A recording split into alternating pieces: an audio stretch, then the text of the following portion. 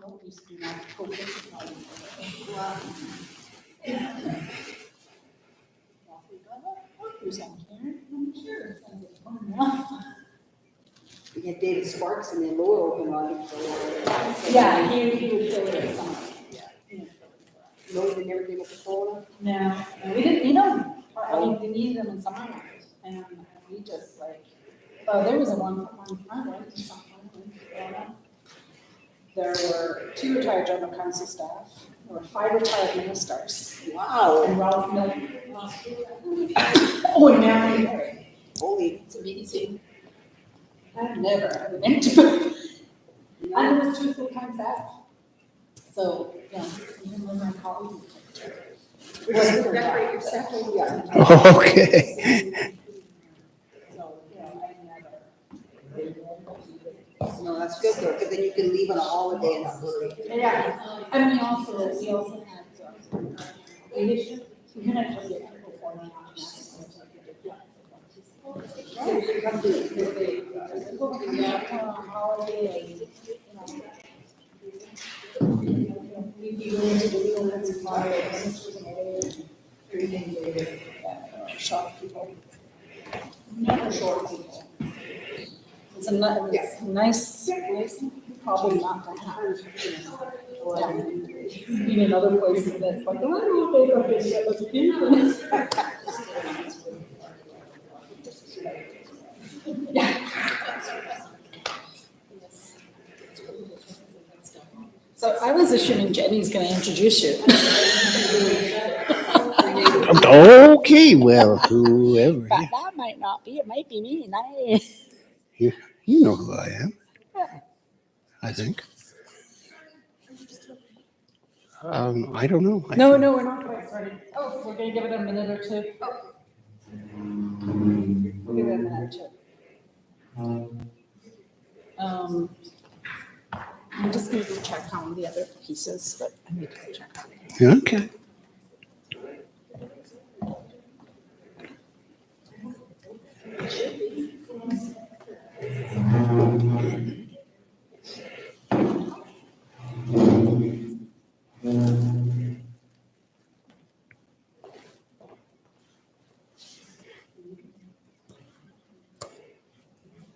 Did we move the dress too?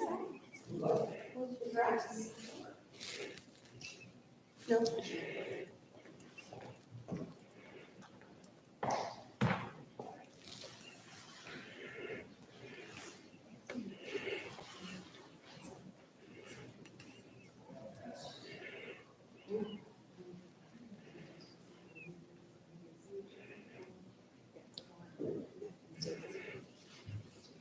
Just highlight your.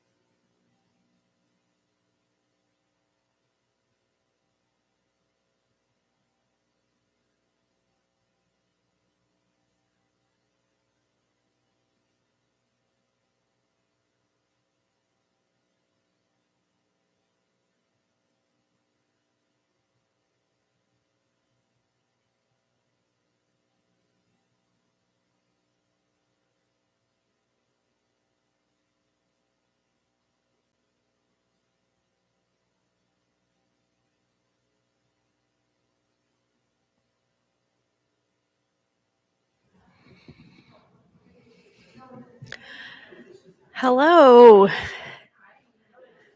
Again, welcome back for this evening's session gathering.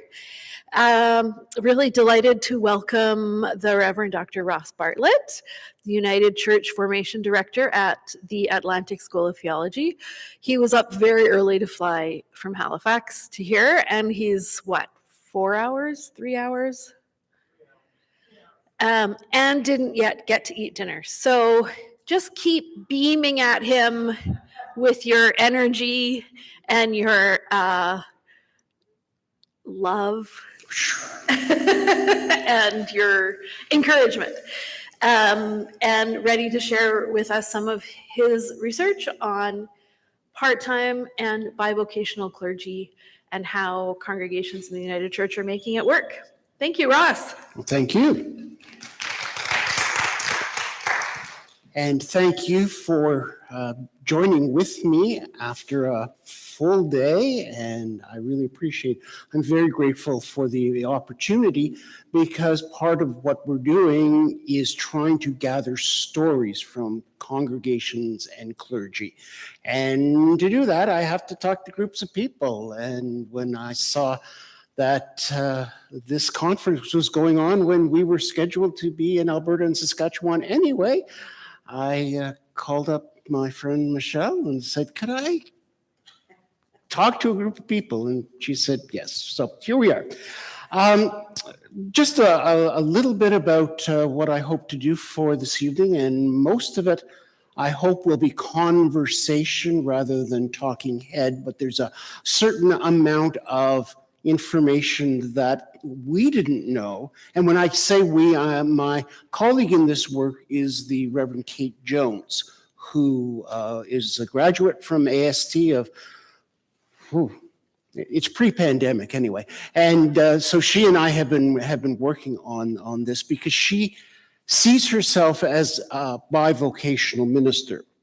She's a physiotherapist as well as being in congregational ministry. And so she sort of got me thinking about this. And I got started doing this because I work with students. And it dawned on me that our students, my students, were going to be spending potentially a lot of their careers in ministry in congregations that were less than full-time employment, but we were still teaching to a model of full-time employment. And I was thinking, that doesn't work. And so, not knowing anything about the subject, I called up the Office of Vocation and said, what do we know about part-time ministry in the United Church of Canada? To which the response was, yeah, that's a really important topic. It's on the list, but we haven't gotten there yet. So here's sort of what I'm looking at. So we have little knowledge or concrete information. We have lots of stories about, but we don't have a lot of concrete data to base policies on.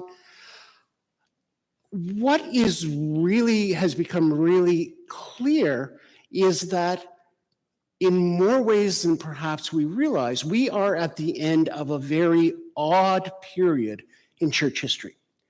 Up until the end of the 1800s, it was almost unheard of for clergy to be full-time.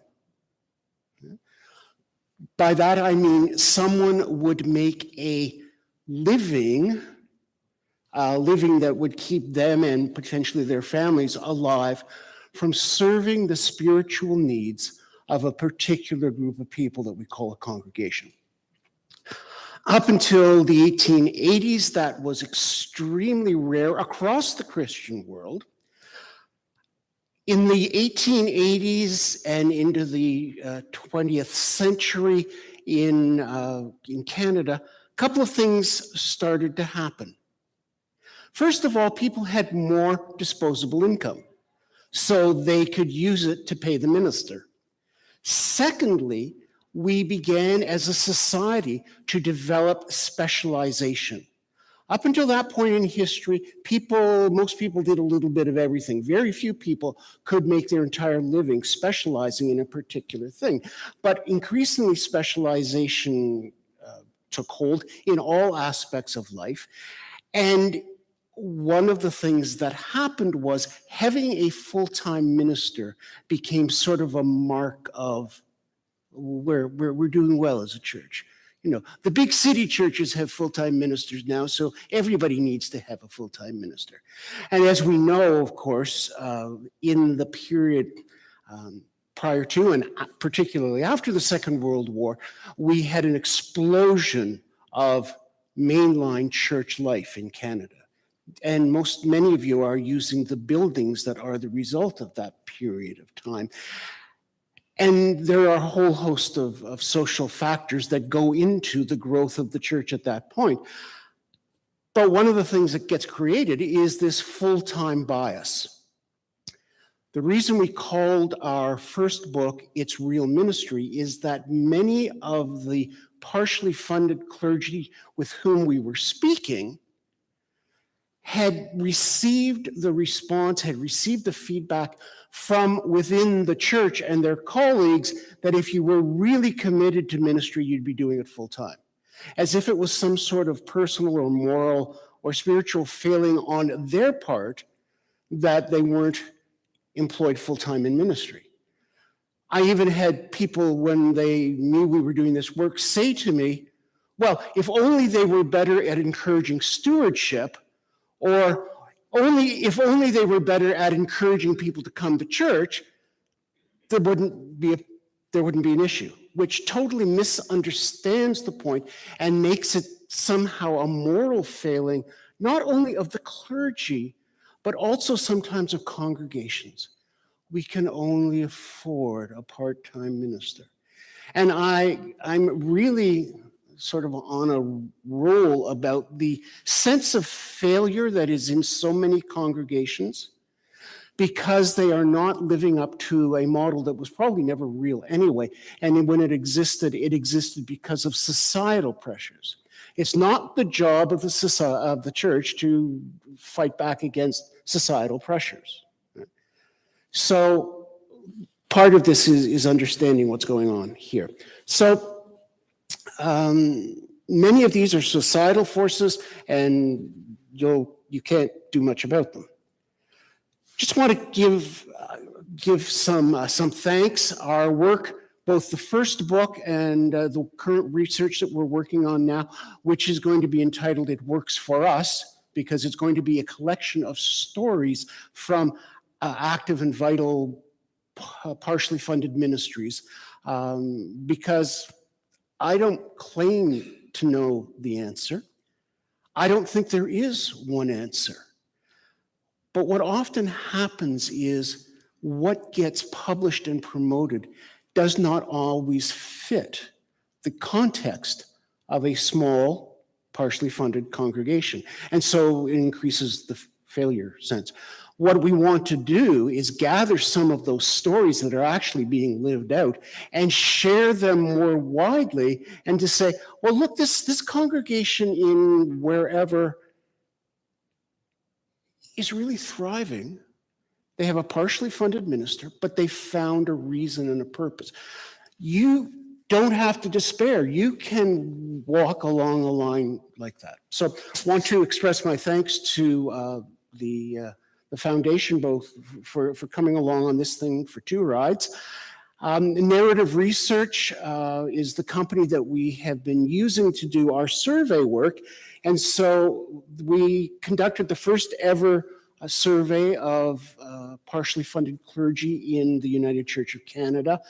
And then we repeated it again in 2023, and we did follow-up work with congregations and individuals. I use the language of partially funded for a very intentional reason. Most of the clergy with whom we spoke would say, we are not part-time, in the sense that I am always the minister of this congregation. I'm paid for fewer than full-time hours. But the issue is the paying and the funding, not the commitment.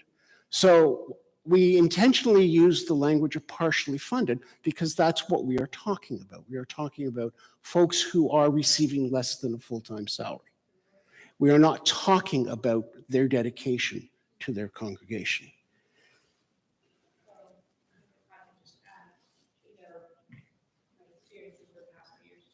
The concept, one of the reasons I really like partially funded is because too many people, all they see is ministers there Sunday, they think that's all they're doing. So then when they talk about half-time, part-time, quarter-time, they don't understand. They're just like, well, they just work on Sundays. Yes. It amazes me. Yep, there are lots of things that, yeah. So I'm just going to very quickly, because I don't want to bog you down with these facts and figures, and Michelle has a copy of the slides anyway, so she can share them with whoever wants. Here's the situation. These are pre-pandemic figures, okay? So I want you to have a sense of the trend. In September of 2017, there were 650 part-time roles in the United Church of Canada, okay? Calls and appointments. And you can see who was filling those calls and appointments in the United Church of Canada.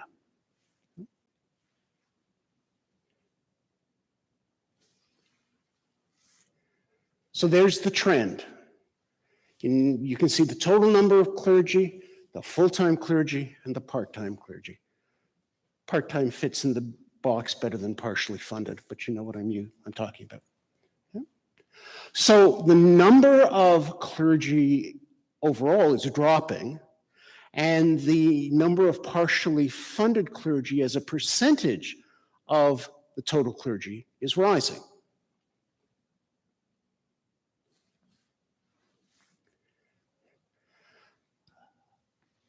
(2017) was the last time that the Office of Vocation had prepared a large-scale projection of the clergy possibilities and needs and so on of the future. So in 2008, the actual number of partially funded clergy in the United Church was 26%. In 2017, the Office of Vocation was projecting that we were going to be at 44.5% by 2030. By 2021, we were at 39.2%, and the really crucial figure is that 54% of the vacancies were partially funded. So not only are the number of actual partially funded clergy going up, so too are the number of vacancies for partially funded. Okay, so we have more, and we're looking at even more. In 2023, we see that we're still in the same ballpark. In this study, we're all expanding our work to include the Anglicans, the Presbyterians, and the Lutherans, just to see whether or not the United Church is an anomaly or whether it's happening with all of the formerly mainline churches in Canada. And you can see, in fact, 31% of the vacancies in the Presbyterian Church have stopped looking. Okay. At the Anglicans, 63% of their congregations are either part-time or have a priest in charge, which means that there is not a resident cleric. The Lutherans are 22% partially funded. Please stop me if any of this, as we're going along, please. Keep pushing the button. We need all of the information. Okay. A little bit, one more. There we go. So, just a gathering together of what we know about partially funded clergy. The figures in brackets are the 2023 figures. The other figures are the 2021 numbers. So you have two surveys results combined on the same slide. So what we see is that the number of in the 17 to 20 hours, in other words, half time, is growing. The number of three-quarter time is shrinking. You can see that the number of years served in ministry of the folk is growing. So in other words, our partially funded ministers have longer in service and are probably chronologically older. And you can see that they tend to be older. Most of them are ordained. A growing number are candidate supply.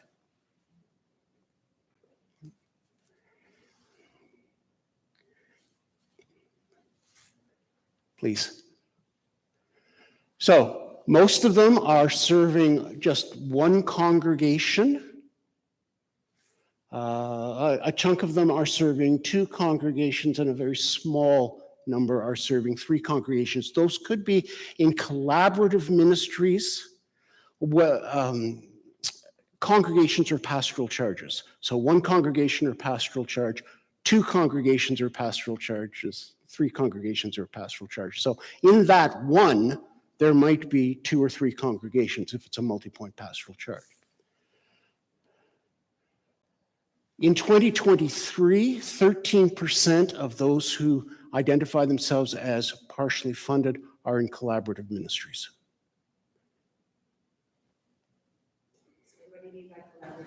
A collaborative ministry, thank you, is a growing form of ministry where the individual will have a call or appointment from two separate congregations, so that unlike a multi-point pastoral charge where there's an official board and that is the umbrella for all of the congregations, in the collaborative ministries, the only link is the clergy employee.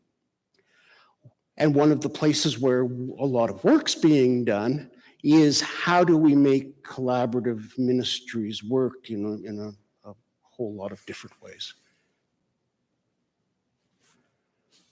Please. Now, this is going to be really interesting when we get further down and talk about the future of ministry. But the majority of the time of partially funded clergy is being spent in weekly worship, emergency pastoral care, and the administration of the pastoral charge. The reason that is critical is that it has an impact on Christian education and leadership development for adults, and any form of visioning or planning for the future.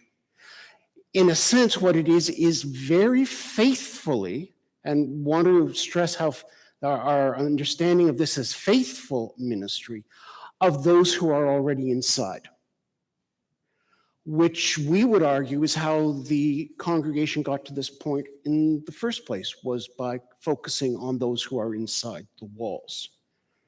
So we are looking at a continuing pattern, we're suggesting, which is not, keep underlining this, not a denial of the fact that this is being done faithfully. The question that we're having is the vision.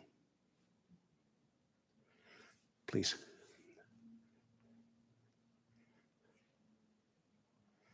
(62% are regularly working more than the number of the hours in their call or appointment. The mean is 6.4 hours. When you think of somebody who is being paid for 20 hours a week and they're working 6.4 more than that on a regular basis. Now, clergy know that there are times when you do more than the hours, and that's fine. These folk are doing it all the time, which, again, has challenges for the long-term vitality of ministry. Please. Okay. One, do the terms of your call or appointment include enough hours to complete the work? Rarely or never. Almost 50%.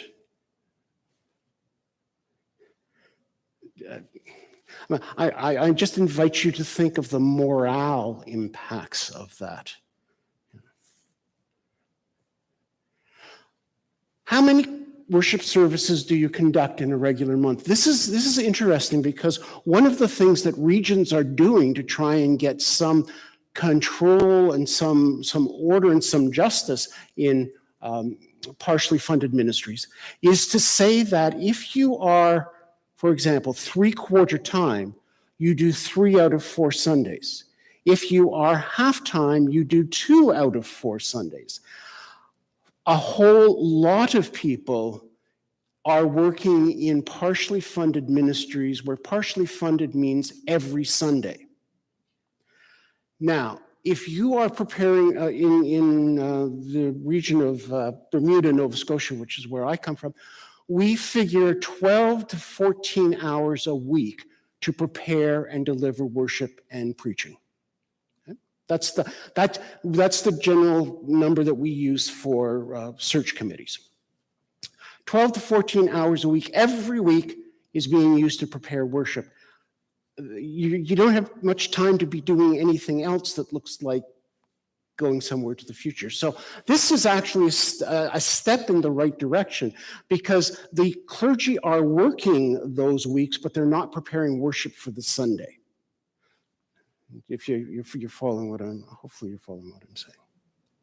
So this is one trend which does give a little bit of hope. Please. This just really stuck with me.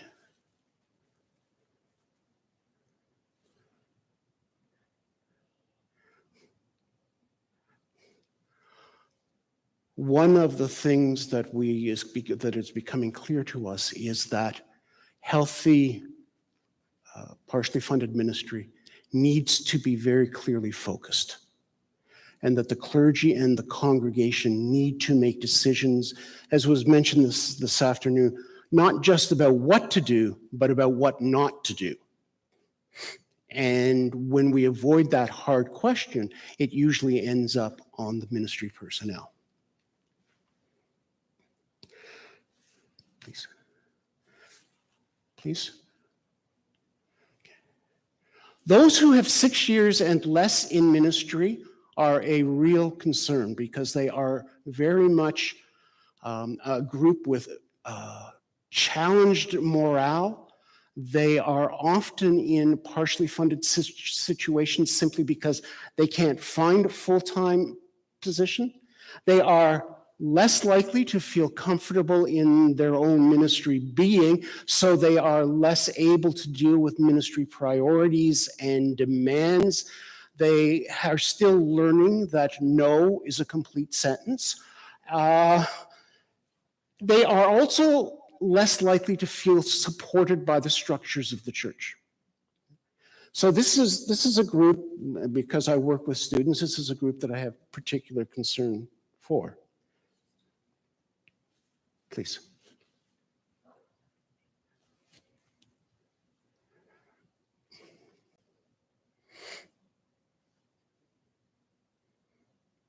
That was one of the persons that we interviewed in detail following our 2021 survey. And those folks were chosen not because they were outliers, but because they were sort of representative of a group within the survey. Claire was one of the newer in ministry folk. Please. This is significant, not just for us, but for other denominations as well.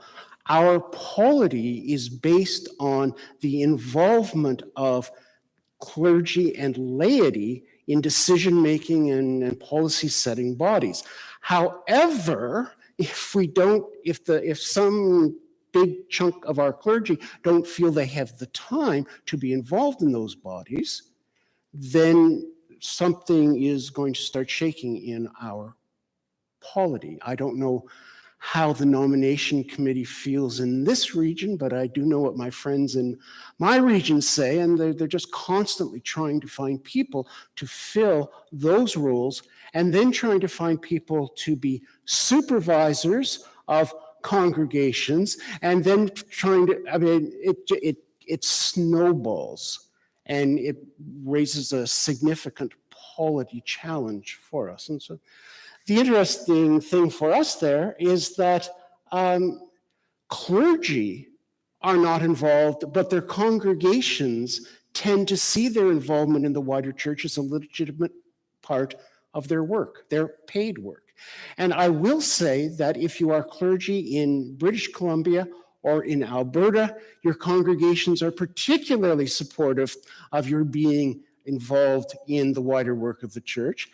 And I will also say, for the staff folk who are here, the clergy in Alberta and BC gave the highest marks in terms of feeling supported in ministry of all of the regions across the country. So you can pat yourself on the back. Okay? You're doing something right, which is really cool.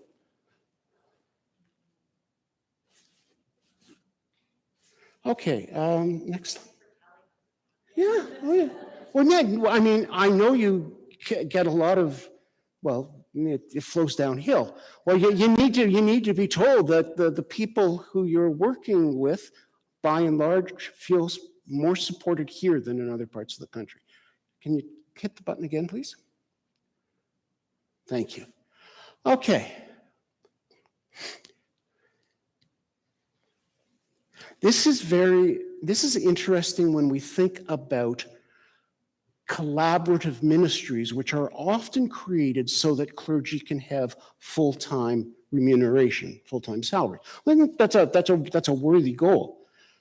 68% of those who were surveyed respondents, remember these are all partially funded clergy, would not take full-time employment even if it were available. They really like being partially funded for a whole variety of reasons. The 32% that would like to be full-time have a variety of reasons, mostly having to do with mobility and their location. They are in places where there just aren't. They're clustered in places. One of the impacts that the rising cost of accommodation is having is on partially funded pastoral charges, the ones that don't have a manse. You know, remember those manses that we got rid of? Well, somebody shifted from a manse to a non-manse, and they said, landlord wants to be paid all the time, even though I'm only being paid half time. That's causing a real problem. So it means that partially funded congregations are increasingly dependent on people who are living within a reasonable commuting distance. Please. So these are the reasons that people give, the key mentions amongst those who would prefer to be full-time.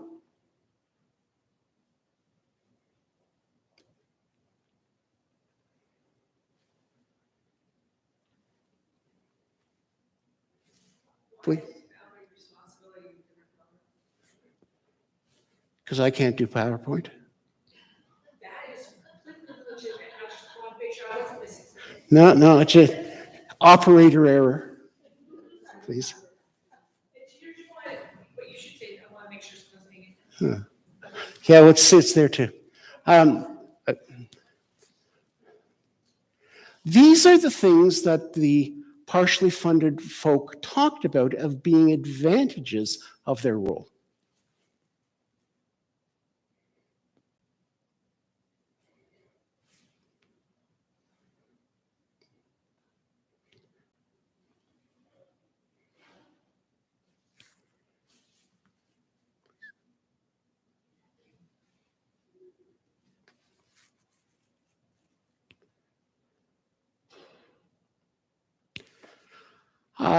Being clergy myself, the question arose, how in blazes do you manage to survive on only part of a clergy person's salary?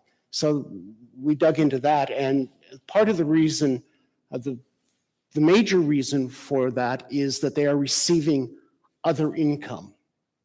And 49% of those who are receiving other income are receiving pension income, either from the church or from other institutions, which probably tells us a little bit about age and so on.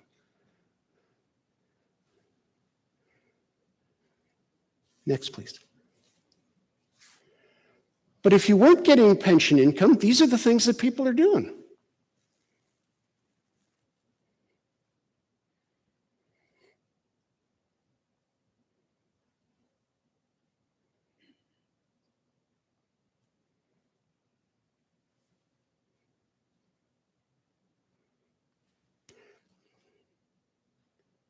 One of the things I think we have to start doing is helping the graduates of our theological institutions think outside that solo, being only in the church box employment, and help them to realize that if you are clergy, you have a whole lot of skills that you may not actually be able to identify as public speaking, clear writing, dealing with volunteers, raising money. I mean, there's a whole host of things that not-for-profits might like to take advantage of.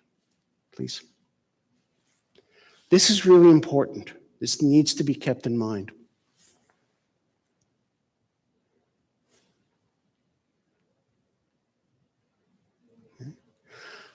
These people would not take full-time church employment, even if it was offered to them, because they feel that they are fulfilling a legitimate vocation outside their church work.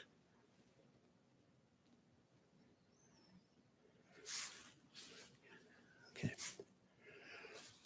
So that's the background, and I'm quite happy to talk about that, and it's all laid out in the first volume. It's Real Ministry. This is where we're moving on, and part of what we're looking to try and help understand is what is vital, what is thriving, what is, I don't want to use the word successful because successful has too many other things, but what is a ministry that is fulfilling a calling to be part of God's mission in the world, rather than simply being. I mean, the question about living is really interesting. Years ago, I learned the questions that were raised this afternoon in a different way. The first question is, do you want to die?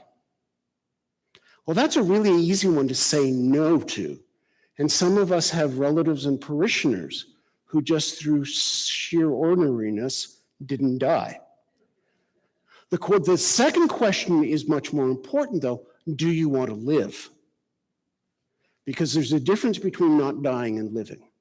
And that's the question that the vital congregations get at. So what I did was took these, the first three are Canadian. They're the most recent Canadian books about and studies about vital ministries. And then Lauren Mead's More Than Numbers is a classic about understanding churches beyond the number of bums in the pews or what's in the bank account. So we put those together. And those are the factors that identify vital or thriving congregations. Now, no congregation will have all of them. But the vital congregations that we're looking at have some of them. So they are in organization, and there are internal factors, and there are external variables and supernatural discourse, which is prayer and spiritual practices and so on. The reason I think this is useful is that, okay, we want to help revive our congregation. What are we going to do? Well, look for these characteristics in your community of faith and work on these. Where can you strengthen these?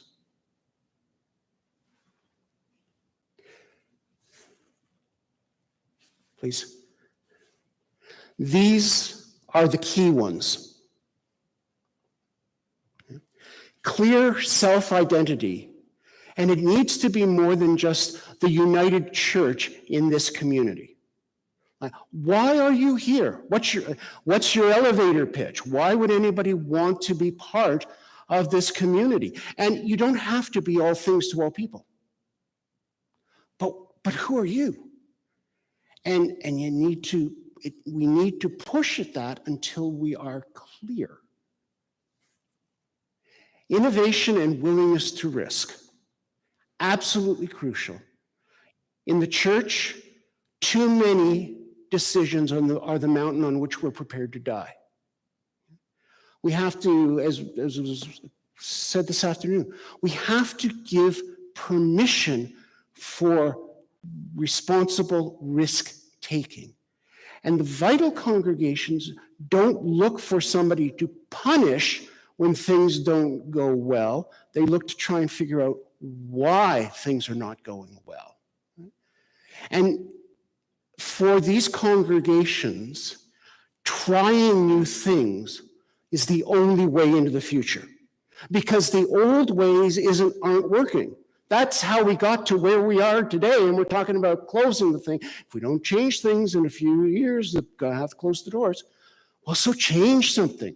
But to find out what it is in your community, you're really going to have to try things. And they're not all going to work. To increase our success rate, we have to double or triple our failure rate, our mistake rate. And I am no scientist. They kicked me out of science in grade 10. I was allowed to graduate with the promise I'd never go back to a lab. But I know enough to know that an experiment never fails. You learn something from it. Okay, what did we learn? That didn't go as the way we planned. The other thing, again, I want to lift up from this afternoon, one of our bad habits in the United Church is to do something for somebody else, and without talking to them, and when they don't show up, we get all ticked off. We did all that work for them. Did you ever ask them? So involving people who are going to be the focus for what we're doing is absolutely crucial. Engaged laity. It is not going to work if your partially funded minister is expected to carry everything. And that's where the capitalist model, which we bring into the church, shows up. We, the laity, pay you, the clergy, to deliver the goods. It's your job. Why aren't you doing it? The one term I would love to banish from our lexicon is volunteer. When we ask for volunteers to do the work of the church, we are in fact denying what the church is, because the ministry belongs to the people in the church. A couple of years ago, my neighbor had a heart attack, so I cut his lawn as well as my own during the summer. I volunteered. Volunteering is something I don't have to do, but I choose to do. This is the ministry of the congregation. We're not volunteering.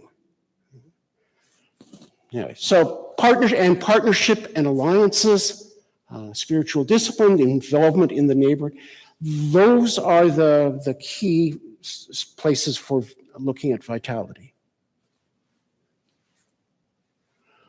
It's not about the numbers. The numbers are not insignificant, but strikingly, most of the vital, partially funded ministries that we are looking at are not really worried about the money. Right? Even if there's red ink, they're not worried about it because that's not what they're focusing on. And numbers are only partially useful because if people are not becoming more involved in the life of our community of faith in some way, then that suggests that we are not inviting sufficiently. But numbers, whether they are bums in pews or money, will not make the difference. Please. So, this is what I mean by problematic faithful ministry. People who are clergy who are spending their time that way. And nobody else in the congregation is doing anything of the visioning or the future planning. If you want to pay your minister to do this stuff and somebody else is doing the other work, well, we might be able to pull this off. But this is not a model for vitality, though, and it's no, there's no one focus of blame here. It's a mutually reinforcing cycle that both clergy and congregations need to have the courage to step out of. Please. So these are the theological convictions that we're coming to for this second book. The tradition, like the United Church of Canada, the Anglican Church, and so on, we are not served by the closing of congregations, because when the United Church in a community closes, we almost never go back. There are occasions when we do, but we almost never go back. Congregations and their buildings are closely tied, but they are not inseparable. I've had a number of amazing conversations with folk who talk about how the whole energy in the congregation changed when they stopped looking after the building.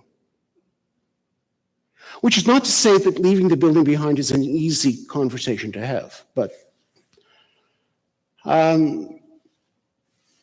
ministry in the 21st century has to be returned to the disciples, the people in the congregation. Because number one, that's the historical model over time. Number two, it is their ministry, and clergy have a role, but it's not doing the ministry that is supposed to be done by others.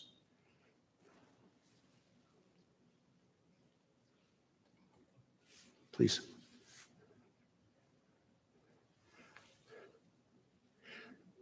We really need to have a conversation, and I know this is happening in some of the judicatories, about a good end for a congregation. Not every congregation is going to thrive. And that's okay, because communities of faith, like human beings, have seasons. Right? We don't go on forever. And in some places, the ministry is coming to an end. We don't talk about that well. And so we end up with congregations who feel badly. They feel like they failed the previous generation. When I talk to congregations in that situation, it reminds me of the farm crisis when I was in rural ministry in Ontario. And because of loan practices, people were losing the family farm that had been in the family for generations. And they felt like they were failing the previous generation. I hear that same sort of thing in this conversation. It's not failure. It's not failure. And so somehow we need to have those conversations. And just as there are ministers who are really good with the dying, I think there are many of the clergy who would have a very real ministry in walking those last years with a community of faith. I'm not going to ask you to do something new. I'm not going to chastise you because we didn't pick up the latest thing that appeared on TikTok. I'm going to love you. And we're going to walk this road in dignity.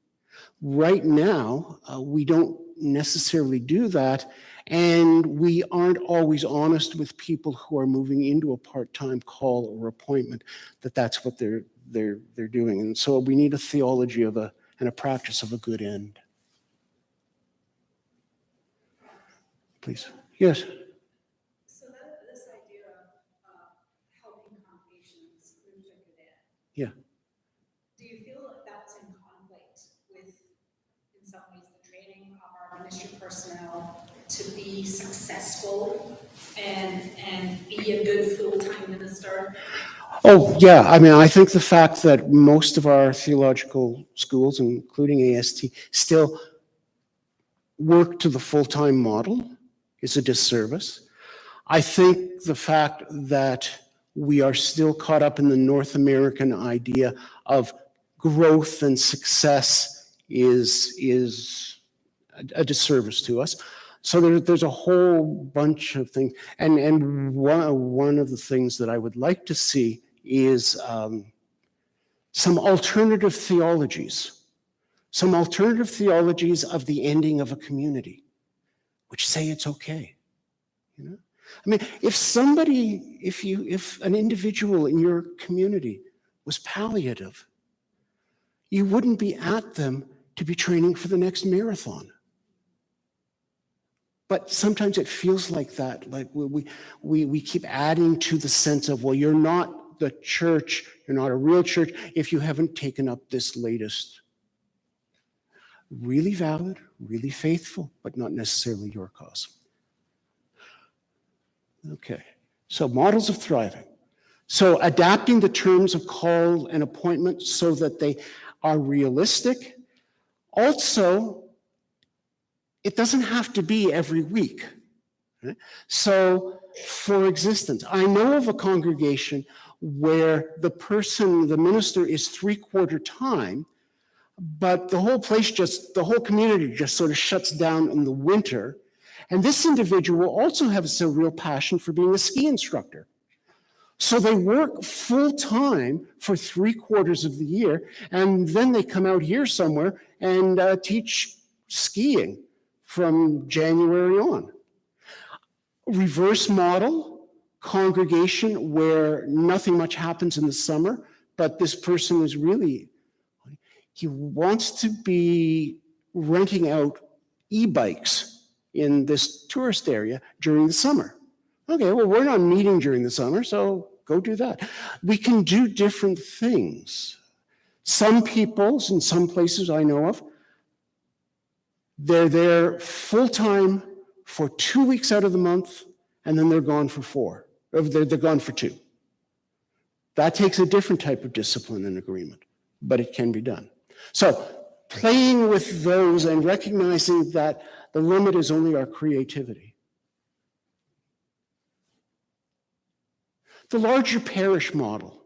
This is something that's happening in a variety of places where a group of congregations band together. They're all partially funded congregations on their own. They band together and they retain more than one full-time clergy, and they serve the whole group of congregations primarily as mentors and trainers rather than doers of ministry. So they're working with lay leaders, lay worship leaders, lay pastoral care teams, and so on. And there's a what's the word for when you get a group of people, more people together and make for a greater sense of energy? And I mean, instead of a youth group of 1, you might actually have a youth group of 7 because you've got all of these congregations. So looking at that as a model. Replanting. This is one that we were seeing. I was part of one in our region. This was a congregation that had money, but no energy. And they made the choice not to spend their money on 1/3 time ministry for heaven only knows how long. They wouldn't say this, but they rolled the dice on the future. And they said, we're going to call somebody full-time for 4 years. It may shorten the life of our church. Their job, their position description is 1/3 looking after the congregation. 2/3 they are free to do whatever they need to do to establish a new United Church presence in this community. Now, That's going to take somebody with special skills and so on. But that was their investment in a United Church ministry in their community. Hub churches. We had a hub church described to us this afternoon. And hub churches are not necessarily, don't have to be the big cathedral churches. But this is a situation where the congregation sees their building not as a liability and not as something to be protected, but as an asset for the community. When we come to conversations with allies, we often don't bring money, we probably don't bring a lot of volunteers, but we do bring property, which for many organizations that are trying to get started, having a place to meet is really significant. Some congregations take this a step further and they make it a genuine community hub by turning it over to a community corporation. And this congregation gets space in the building. Now, that's an interesting conversation, but one of the things it does is that community corporation is eligible for all sorts of government grants that churches are not. So, please. Using technology. Are any of you familiar with Rural Connect? Yeah. Well, heaven knows we sat through enough Zoom meetings and Zoom worships. We're all experts on that. The nice thing about Rural Connect is that it's a use of technology, which is technologically fairly simple. Like even somebody like me could do it. And it allows for the worship service to be coming from different places. So you have a hub church, you have 3 satellite churches, and parts of the worship service could come from any part of there. And there's no time drop. You know how in Zoom we're always, there's no time drop, which makes it really cool. So you're not just watching somebody else's service, you're participating in it. And the worship leader goes to wherever they need to be. So if there's a baptism in this congregation this week, that's where they are, but the readers could be someplace else, the choir could be someplace else, using that technology.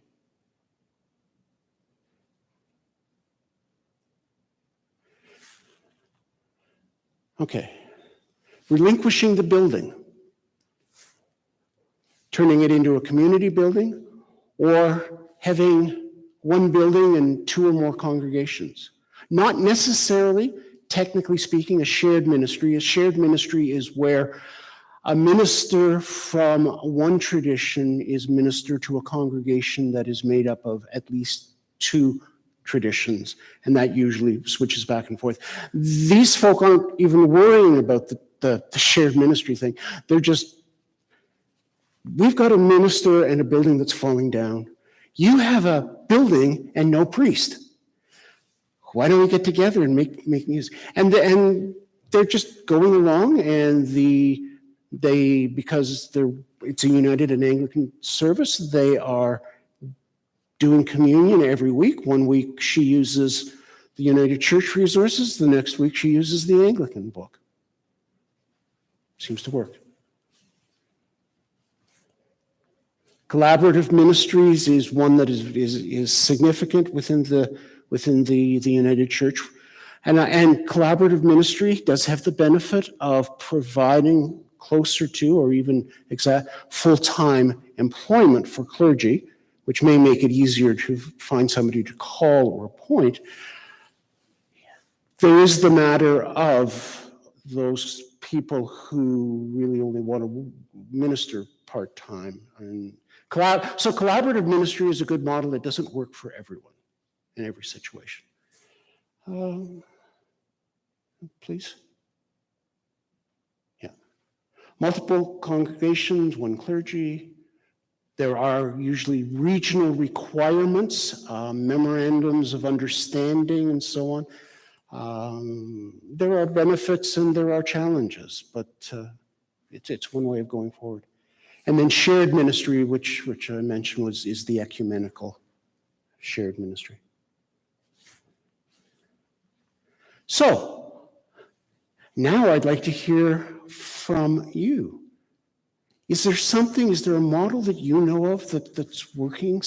Is somebody doing something outside the box and it's working? Because one of the things that we're trying to get past is, like, the folk who have been here have an idea of what's going on in Salmon Arm.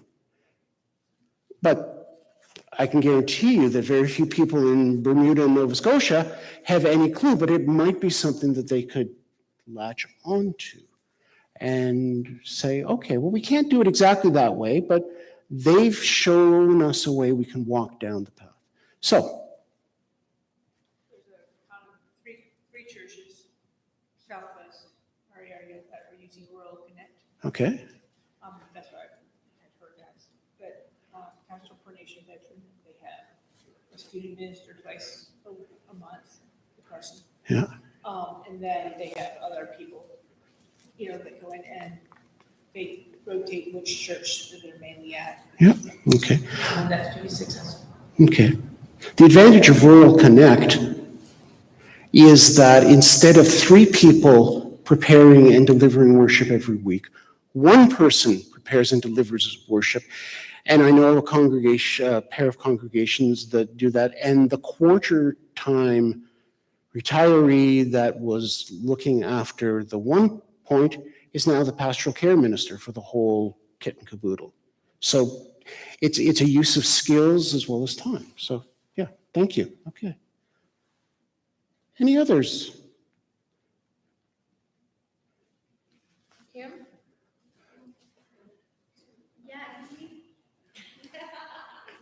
Yes, I'm serving in the 2 points to the nomination charge. Okay.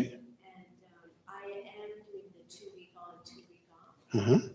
And it's kind of working. Yeah. But as you said, there's certain, discipline that needs to be, that I would say we are working on. Mm-hmm. Mm-hmm. Yeah. Are you the first person working in that way? Okay, that's another thing that we discovered, that the first person working in the new configuration carries a lot of weight, because what do you mean you can't bury my mother on Thursday? Well, Thursday I'm actually bagging things at the local Safeway, and they don't like all of that stuff. If we as congregants have been expecting our ministers to be available 24/7 at the drop of a hat. Karen. There's a couple of congregations in our region who are in an MOU and also sharing the ministry staff. Yes. But what's been really interesting is watching the development into the understanding that means I don't get the minister physically in the room every week. Mhm. So it's been a bit of a growth. But what has been the most interesting piece is one of the congregations. So it's a pastor charge with 2 congregations and then a single congregation in the assembly. The one of the congregations in the 2-point pastoral charge actually meet in the community hall. They don't have a church. Okay. And they've paid to have broadband brought into the community center, which is then shared by other groups, All right. so that they can live stream the minister when they're in the other 2 congregations. Right.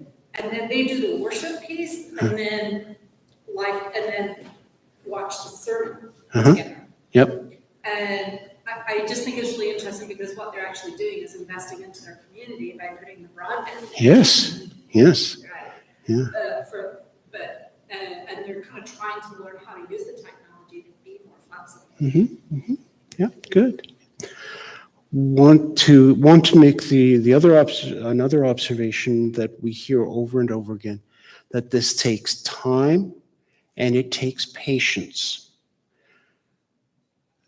It takes time and it takes patience, and in some cases, it takes a lot of really honest conversation amongst lay people about what they expect in their ministry. And The honest conversation. Yeah, yeah. That's hard. That's tough stuff. And that may be a way, a place where the wider church can help them with that conversation. And so one of the things that I take from that is that we collectively need to be starting this conversation farther back on the road. This is not something that you can really enter into successfully when you get the report from the treasurer saying that in 6 months we're going to be bankrupt. Yeah, it doesn't work. There needs to be intentionality. And one of our hopes is that either through this book or through leaders in congregations, and not necessarily clergy, but clergy included, will have the courage to begin to have the conversation about who are we, what do we want to be, what are our assets, I mean, all of those things. Because we are far richer than we often acknowledge. And we've tracked sort of some of the general morale and malaise in the congregations, and we're tired. And I mean, all of the stuff that's come out of the post-pandemic era, and much of it is real. Striking thing about some of these partially funded congregations that we've been looking at is the fact that their morale is running counter to the norm of the church, because they know who they are and they know what they're doing and they know what they're not doing. They know what they're saying yes to so they can say no to something, and they've got a purpose. And that sense of who you are is so crucial.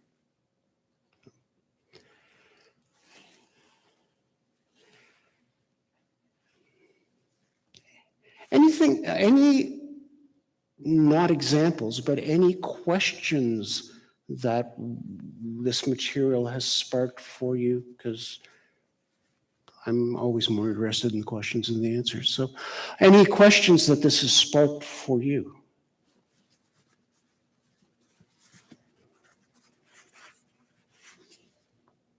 I don't know if it's a question or a comment. Okay. First of all, I found the data really helpful.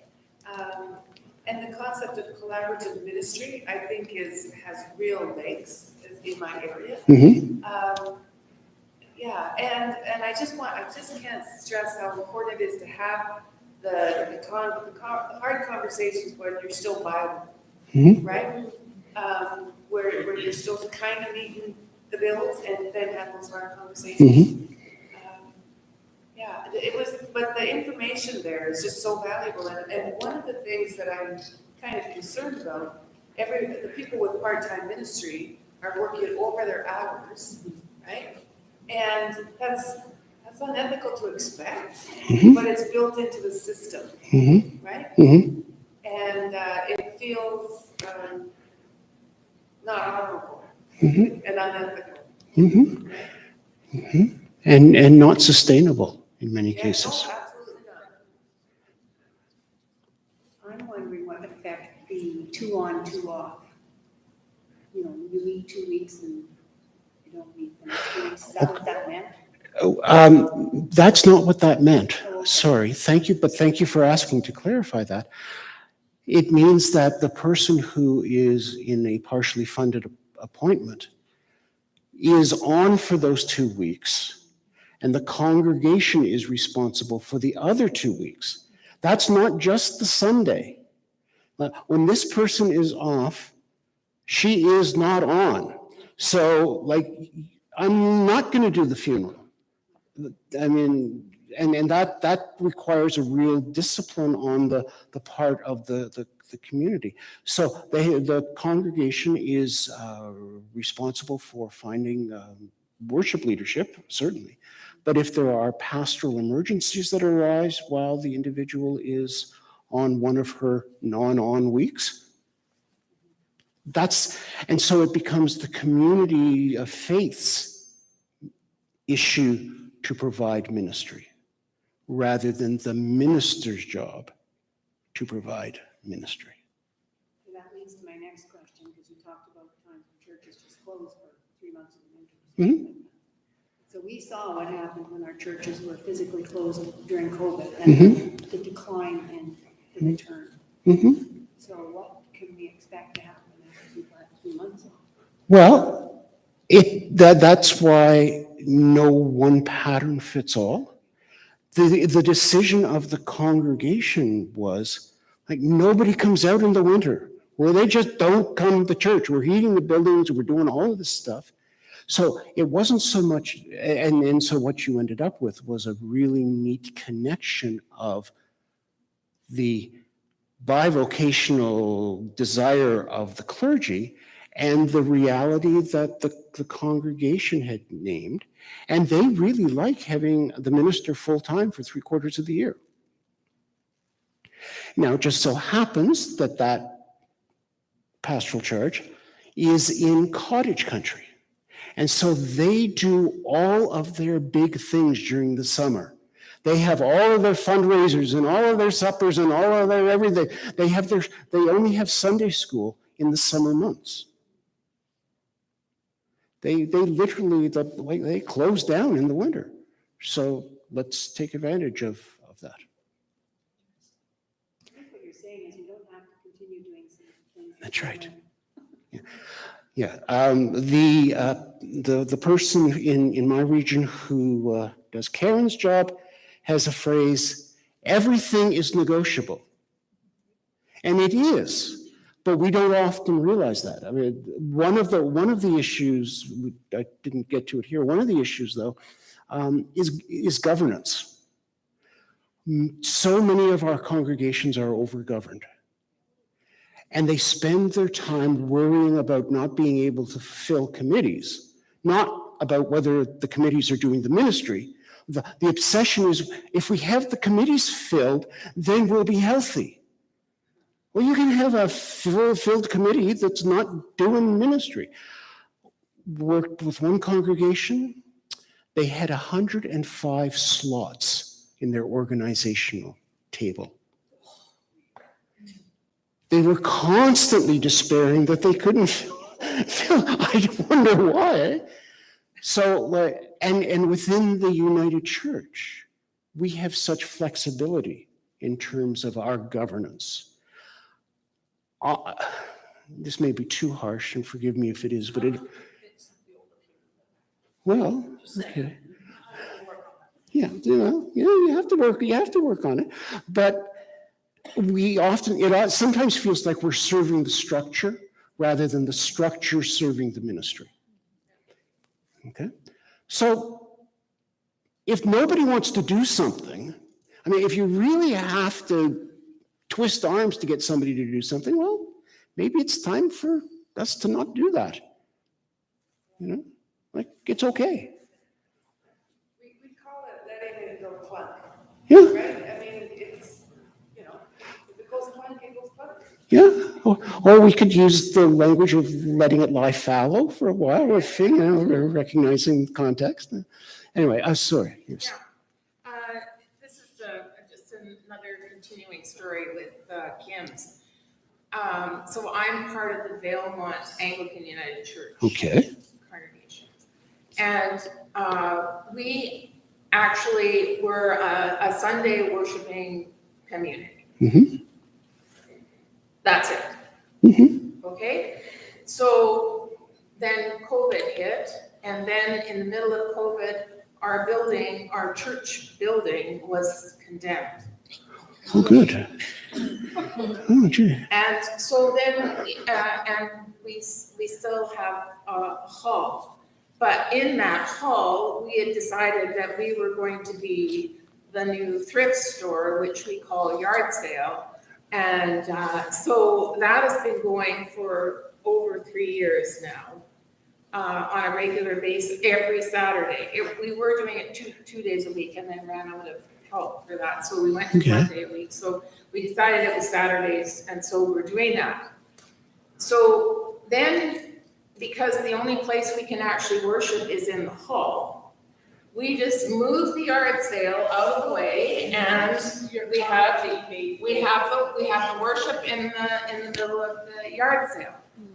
And we only worship there once a month because that's what we're doing now. Okay, well, But to continue this story, we live stream every service. okay, And so whether it's our clergy led or whether it's lay led, Mhm. the service is still Okay. beamed out there for the rest of the world. So so we've had a really different kind of mhm, look at who we are and what we're about as church. And to not be worshiping every week, I think there's some people that think that's okay. And of course, you're always concerned about the money. Well, they're encouraged to give either checks or one check for a month or so that we are covered for a normal time. yeah. And you see, there's an example of a community deciding to work outside of some of the box. I would just invite you to push the box even further because, and this is just me playing devil's advocate, but I think you said the only place we could worship is the hall. Well, no, we have looked at it. We have looked at Okay. going, sharing space with other churches. Okay. In the seniors. So we have done some of that. Okay, research. all right. That's what I wanted to hear because we often use the word only, so we stay inside the box. But the possibility of getting outside the box, but you clearly did some thinking about that, and you need to continue to explore that. I mean, another question is, congregations are looking at like, why Sunday? Why Sunday? Why Sunday morning? You attend a church at... We're still working on the building, by the way. Okay. But in this day and age, part of the getting free of those encumbrances is looking at all of it and recognizing, this is where it gets really interesting, recognizing that no size fits all, that we can't expect everything to line up, everybody doing exactly the same thing. So if Wednesday evening works, hallelujah. I think one of the things that has happened with COVID and the streaming of services is that people are choosing their own times when worship works for them. And if it's not Sunday morning, that's okay. I can see it Tuesday evening or whatever. That's something that we have to work through. But that sense of, if Sunday morning, I sometimes think that Sunday morning is even more frantic than other days of the week because people are trying to cram so much into it. So that's part of the inheritance of that church that we have. So the vital congregations are thinking about the whole structure, making the decisions that work for them. Okay. Yeah, please. Well, I just think I have to offer that in our situation where I am working 2 weeks on, 2 weeks off, there was a real mindset about worship. Yep. Which I'm sure everyone would understand. Yeah. And that's the trap that I would say we've been caught in now.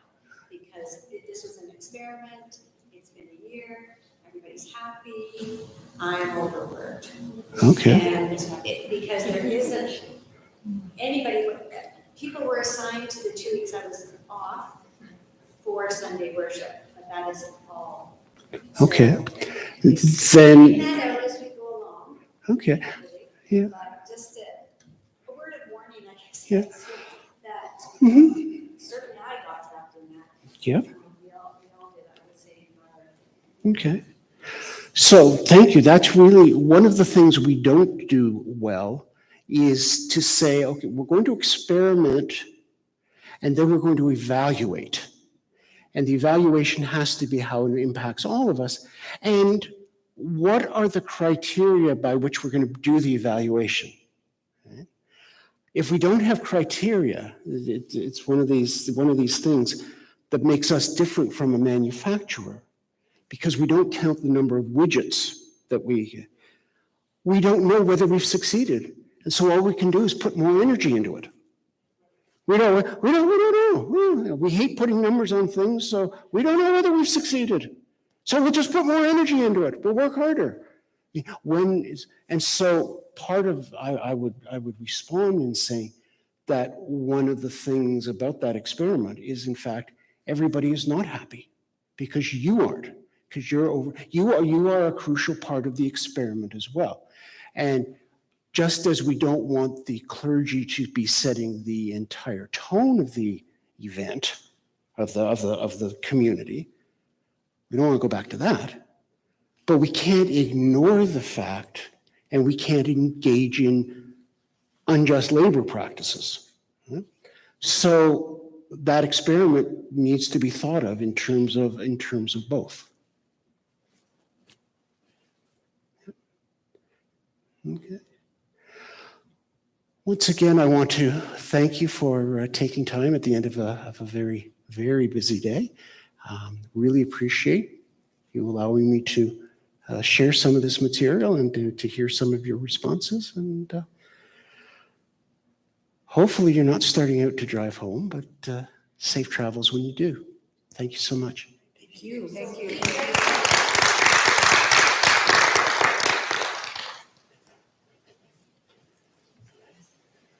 I don't know if our organizers want to say anything or not.